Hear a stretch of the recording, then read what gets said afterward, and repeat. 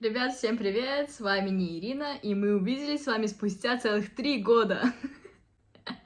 Прошу прощения. И сегодня в этом видео я бы хотела вам рассказать, что происходило со мной за эти 3 года, чем я занимаюсь сейчас, ответить на вопросы под последним видео, далее рассказать о том, что я хотела бы снимать, что я хотела бы загружать на свой канал. В общем, начнем мы с вами с последнего видео, которое было загружено 3 года назад. И, если честно, я вообще не рассчитывала на что-то такое, как сказать, на большие просмотры, на комментарии.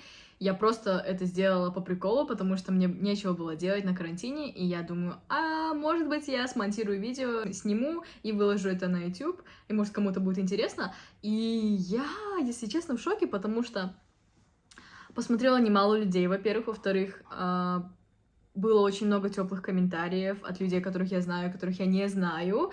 Поэтому, да, я вернулась, апгрейднулась такая.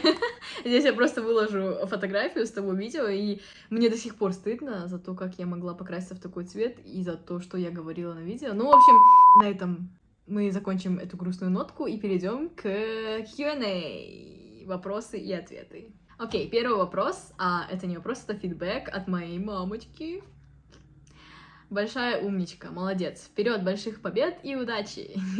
Благословения во всех сферах жизни. Спасибо, мам. А если поучиться год на языковых курсах по KGSP, а потом отчислиться, нужно ли будет что-то выплачивать? Если честно, я сейчас не могу дать вам точную информацию, потому что за эти 3 года я ни разу не заходила на сайт и не проверяла обновления. И я думаю, что есть много новых обновлений и изменений, поэтому лучше вам зайти самим и проверить. Там также есть файл с часто задаваемыми вопросами и ответы на них, поэтому я думаю, что вам лучше еще раз чекнуть. Я вот здесь вот ссылочку оставлю, чтобы вы потом посмотрели. Далее, в какой университет вы поступили? Очень интересно. Я поступила в университет, который называется Конджу. Это национальный университет в Корее, в провинции Чунчон-Намдо. Он называется на английском Конджу National University и на корейском Кунгнип Конджудеаккю. Окей, дальше. Никогда не писала комментарий к видео, но тут решила сделать исключение. Вы такая теплая и уютная, будто слушаю рассказы подруги, которую давно не видела. Спасибо вам за старание. Буду смотреть следующие видео с удовольствием. Спасибо вам большое за просмотр и за такой теплый комментарий, за то, что вы сделали исключение и написали мне его. На самом деле, такие комментарии очень мотивируют и, да, дают силы. Поэтому спасибо вам большое. Далее, очень позитивное видео. Спасибо. Веселая поездочка, да, не говорите. Я перед тем, как сесть и познакомить вас со своим будущим контентом, еще один раз посмотрела свое старое видео, и да, действительно, это было нелегко, оказывается. Я сама в шоке от того, как я могла это все пережить. Идем дальше. Продолжай снимать, жду. Спасибо большое, я не знаю, ждете ли вы до сих пор, но я вернулась и прошу вас тоже вернуться, да такая, шучу, нет, не шучу. Я буду продолжать снимать, и я уже подготовила для вас очень интересный контент, который, я думаю, что понравится, ну, по крайней мере, когда я монтировала, мне было интересно. Вау, вы такая молодец, столько было испытаний, жесть. Скажите, пожалуйста, у вас на тот момент какой уровень знания корейского и английского был? И вы всех легко понимали или с трудом? А по поводу программы KGSP, как вы прошли собеседование? Заранее спасибо за ответ, и тяжело ли было? Какой у меня был уровень знания корейского и английского? По факту, по документам у меня не было знания английского никакого. По разговорному моему, как сказать, английскому, я думаю, это был средний уровень, примерно intermediate. Вот, ну, как говорится, без бумажки ты какашка, поэтому у меня не было английского. Корейский у меня был всего лишь 2-й уровень по документам, по официальным, но на самом деле у меня был на тот момент где-то 3-4, я думаю. Но так как это была корона, пандемия, то все экзамены официальные топика отменили, и я осталась со своим 2-м ГИПом и как бы подала с ним. Далее, а вы всех легко понимали или с трудом? Вы имеете в виду на собеседовании или уже в Корее? Если вы про собеседование, то моего 3-го или 4-го ГИПа на тот момент хватало для того, чтобы понимать их вопросы и отвечать на них. А если вы имеете в виду про жизнь в Корее? Нет, потому что этого не хватало, во-первых. Во-вторых, я попала не в Сеул, не в столицу и даже не в округ этой столицы, я попала в провинцию, которая находится на юге Кореи, и там есть очень ярко выраженный диалект, который я не понимала вообще и думала поначалу, что они ругаются просто между собой или на меня кто-то орет. Дальше. По поводу программы KGSP. Как вы прошли собеседование? Тяжело ли было?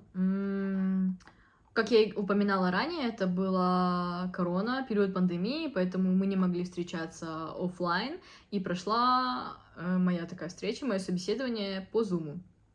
Поэтому я думаю, если бы это было в реальном месте, в реальном времени, это было бы еще волнительнее, но так как это была камера, было менее страшно, я бы сказала, но все равно у меня сердце очень сильно стучалось. Если честно, я заранее подготовилась примерно к вопросам, которые могут задать, поэтому я думаю, что я была подготовлена, например, на 70%. Тяжело было в том плане, что именно эмоционально, что ли, как бы подавить свое эмоциональное волнение и грамотно отвечать на их вопросы. Вот это было тяжело. В какой университет вы поступили? Я уже говорила, я поступила в Kongsberg National University. Сложно было выиграть грант. Были ли у вас какие-то языковые сертификаты? Сертификаты у меня были только топик, второй ГЭП, и помимо этого какие-то там мои личные награды там, в сфере танцев, в сфере волонтерства, окончание каких-то языковых курсов корейского языка. Сложно ли было выиграть грант? Сложно. Да, я поступала по посольскому треку, мне можно было выбрать 3 университета, но в 2 из них я провалила, и в последний я поступила, поэтому, да, было сложно. Здравствуйте, какой у вас уровень корейского, и можете снять видео про то, как проходило время во время подготовки к турам KGSP, пожалуйста. Заранее спасибо. Спасибо вам за такой интерес. Отвечу на ваш вопрос.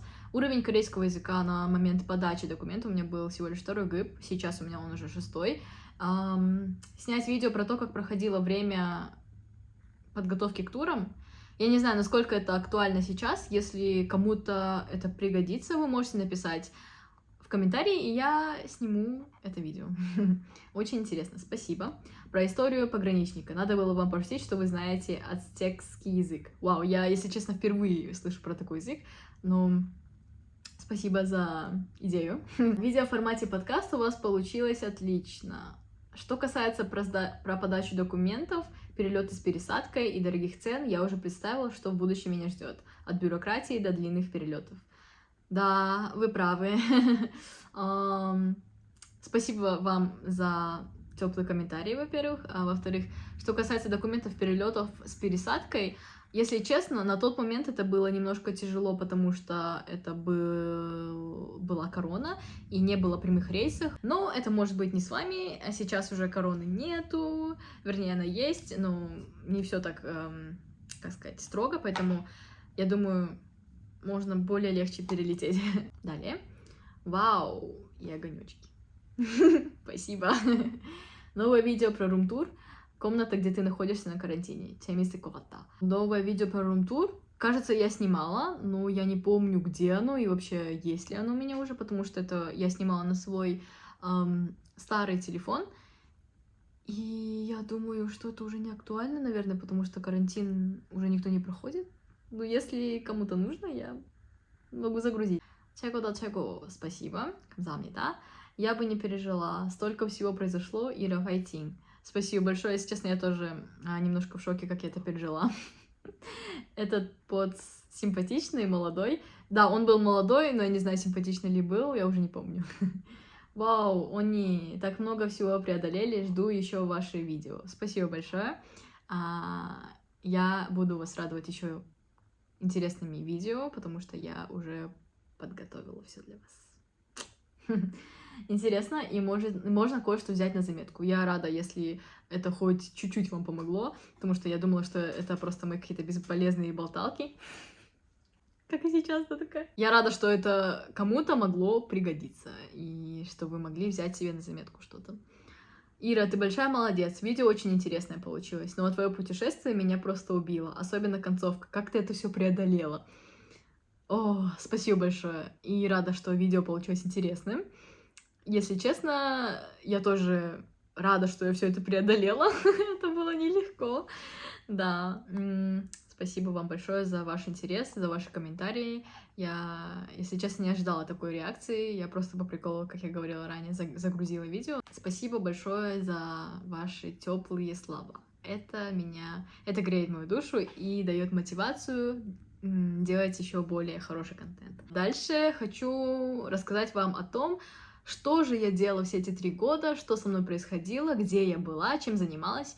Во-первых, после карантина я переехала уже в общежитие, и там, в университете ТГУ, я училась на протяжении целого года.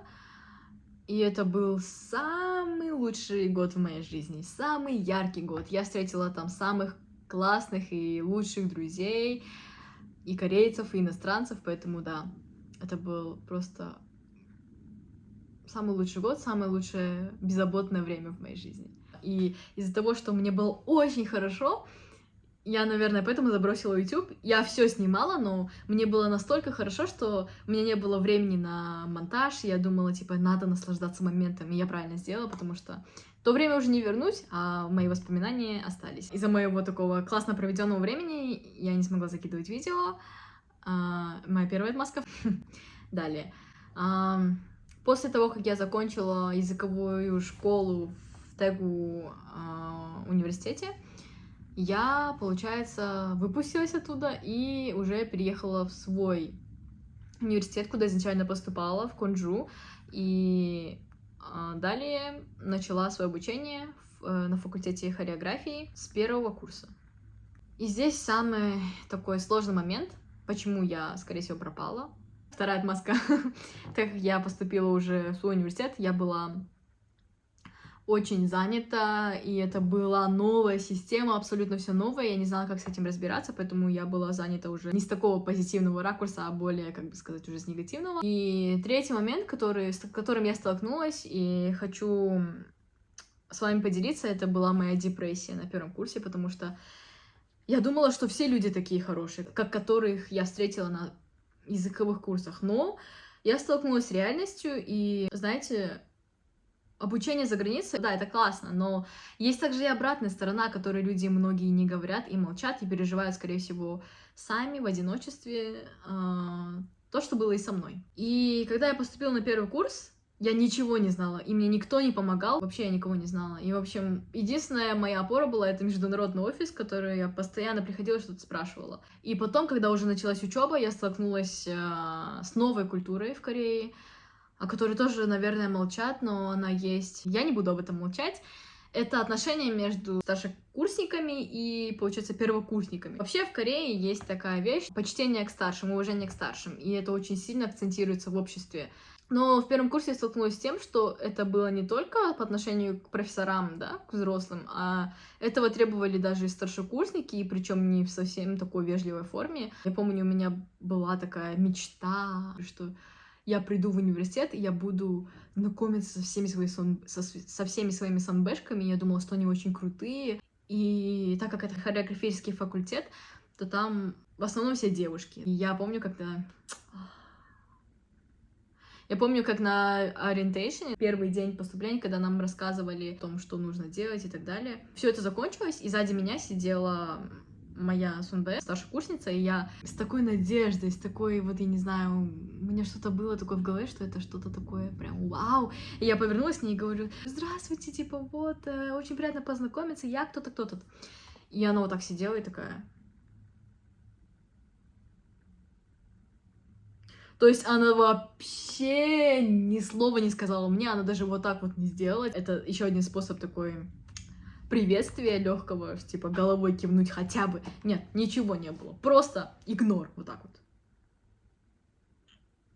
Я такая: о май гад! И, короче, я очень сильно разочаровалась. Это было мое первый мой шок. Второе, я не знаю, я не могу об этом во всем вам рассказать, потому что это очень отдельная такая история. Если вам интересно, я могу отдельно снять видео, потому что это был год, когда я просто приходила после пар домой, бросала вот так сумку, садилась на пол и плакала. Я закрылась от всего мира, я думала, что как может быть настолько плохо за границей? Я боялась маме позвонить и говорить, что типа: мам, мне плохо, Я не хотела ее расстраивать, потому что у меня как-то есть в душе такое, что я хочу с мамой делиться только такими, знаете, яркими моментами, какими-то своими новыми победами, хочу ее только радовать. А этот год был просто ужасным для меня. Я каждый день плакала, приходила. Это все перетекает в еще одно событие в моей жизни, главное. Когда я переезжала с языковых курсов уже в свой университет, то я в промежутке переезда, я познакомилась с парнем. И это единственный был человек, который меня поддерживал и знал все вот эти вот истории ужасные. Но здесь был такой момент тоже. Мы встречались на расстоянии, он жил в одном городе, я жила в другом городе, поэтому мы виделись только по выходным. По будням я должна была сама справляться с этим. И как бы я ни говорила ему, все равно после того, как я отключалась, я оставалась одна, сама с собой наедине. Это было так угнетающе, я не хотела вообще выходить в университет, я не хотела учиться. Единственная мысль, которая меня всегда подталкивала к тому, что я дальше шла, это моя стипендия, которую меня могут забрать. Потому что я так долго к этому шла, и я думала, нет, ради этой стипендии я должна выжить. Потому что если меня ее отберут, мне не на что жить будет. И я должна была обратно бы вернуться в Кыргызстан. Вот этот первый год был самый для меня сложным годом. Я не могла адаптироваться, не могла вообще ни за что привыкнуть. Я не могла общаться со своими однокурсниками, и я во многом разочаровалась. Думала, что я никому не могу доверять. И это продолжалось на протяжении года, а потом перетекло плавно во второй курс, и там тоже у меня была депрессия, но уже я начала с этим бороться и выходить из этого состояния потихоньку, начала какие-то другие программы искать, выходить в другое общество, не только быть в этом, да, кругу общения, какие-то кружки искать, какие-то новые знакомства искать. И только вот к третьему курсу я полностью восстановилась, и я не могу сказать, что я прям я все забыла, что мне хорошо, нет, но я думаю, на 90% я уже это все переборола, и у меня нету такой депрессии, и у меня просто остались плохие воспоминания о том времени. Далее. Это перетекает в еще один следующий момент в моей жизни, перетекает к свадьбе. Если честно, я всегда думала, что я выйду замуж поздно, где-то к 30 годам, потому что я всегда думала о том, что я полностью наслажусь этой жизнью, возьму все от нее, буду путешествовать по миру, буду бизнес-вумен и так далее. Но у Бога были свои планы, да, такая. Мы встречались с ним 2 года, и после где-то 3 месяцев он начинает говорить о том, что, типа, я бы хотела на тебе жениться. И я такая, Я такая, типа, что? Для меня это был шок, потому что я не была готова. Да, это были мои первые серьезные отношения, но не до свадьбы. Ну, как бы я об этом вообще не думала. В общем, я ему сказала, нет, давай мы с тобой поговорим об этой теме через год, и потом я только подумаю серьезно об этом. В общем, прошел ровно год, он опять это вытаскивает, как сказать, я вам сейчас говорю полностью, как сказать, по структуре корейского предложения. Ну, извините меня, русский речь меня покинул.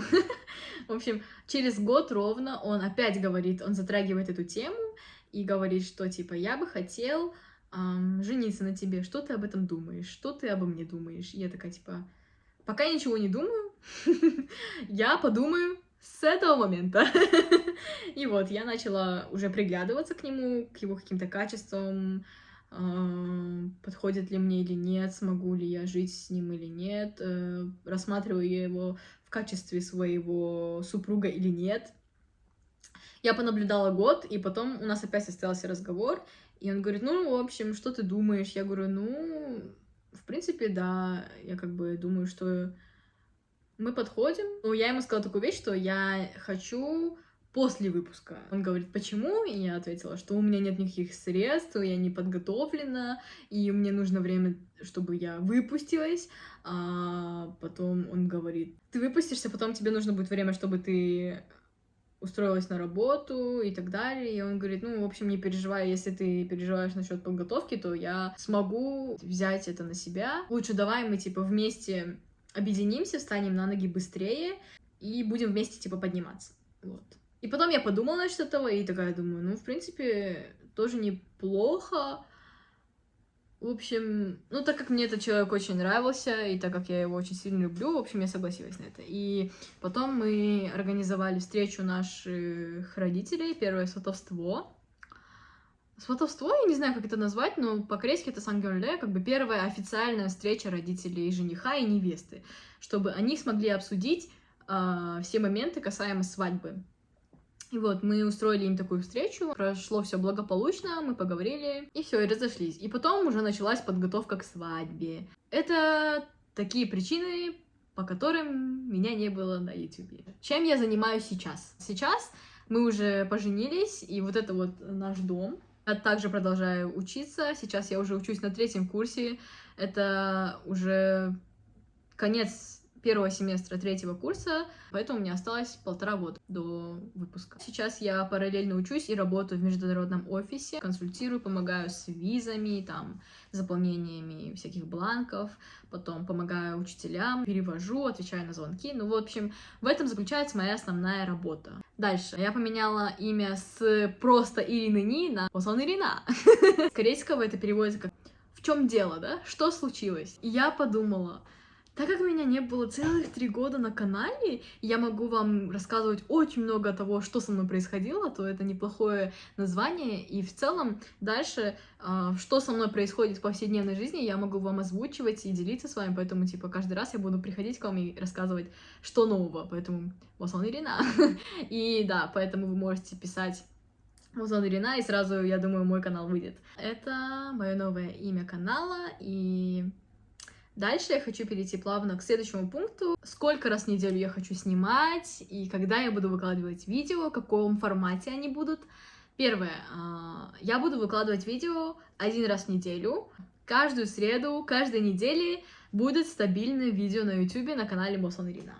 Субтитры. Как вы могли уже заметить, здесь субтитры уже есть на русском и на корейском языке. Причина это заключается в том, что сейчас у меня уже мои знакомые не только русскоговорящие, но и много иностранных друзей, которые, возможно, могут зайти и посмотреть. И многие из них знают корейский, и также много корейцев, моих друзей, которые могут зайти и посмотреть, поэтому... Это основная причина, почему я буду дублировать субтитры на корейском и на русском. О чем будет мой контент? О чем я буду снимать? Я буду снимать в основном о путешествиях, потому что я обожаю путешествия. Как только я переехала в Корею, моя первая цель была это объездить всю страну. И я много снимала о своих путешествиях, поэтому я буду делиться своими путешествиями, влогами, как и личными, так и с мужем. Кроме этого, я хочу рассказывать вам всякие истории о своей учебе за границей, потому что я все так же являюсь студентом, да, и хочу делиться своей университетской жизнью.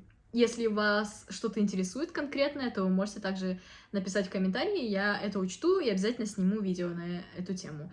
Далее, третье, я хочу снимать вам о том, как мы со своей свекровью готовим корейские блюда. Так как мой муж кореец, южнокореец, и мы часто ездим в гости к родителям мужа, моя корейская свекровь меня учит, получается, готовке. Ну как, это не то, что, типа, давай учись, а это так, что я сама хочу научиться корейской кухне, потому что я знаю только то, чему меня мама учила, это не совсем корейская кухня, это более такая кухня этнических корейцев, СНГшных корейцев, поэтому есть, конечно, такие похожие моменты, но есть и блюда, которых я вообще не знаю, поэтому я бы хотела научиться чему-то новому, именно вот корейским блюдам, и она их очень круто и вкусно готовит. Потом, в-четвертых, родители моего мужа живут в деревне в корейской. Они занимаются, в общем, садоводством, выращивают яблоки, и я никогда в жизни не была в деревне до приезда в Корею, и поэтому для меня это все такое новое. Я всю жизнь росла в городе, в столице, в Бишкеке, поэтому мне очень интересно смотреть на такую необычную новую жизнь для меня, поэтому я думаю, что, может быть, кому-то будет тоже интересно, как вообще занимаются садоводством в Корее, как выращивают яблоки, потом что с этим делают, вообще чем занимаются в деревне. Поэтому я буду об этом тоже снимать. Пятое. Если вам интересен такой формат, пожалуйста, дайте мне знать в комментариях, потому что я не знаю, включать ли этот формат в свои, как сказать, не подкасты, а в свои такие темы.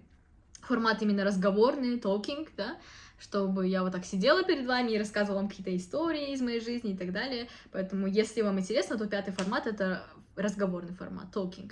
И 6-й формат — это будет просто моя повседневная жизнь. Такие форматы я подготовила для вас.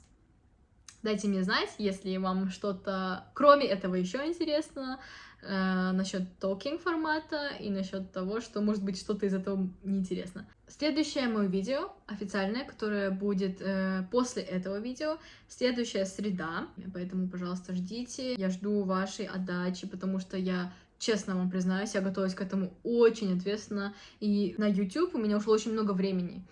Мои друзья не соврут, я целыми днями сидела за монтажом просто на протяжении 3 месяцев.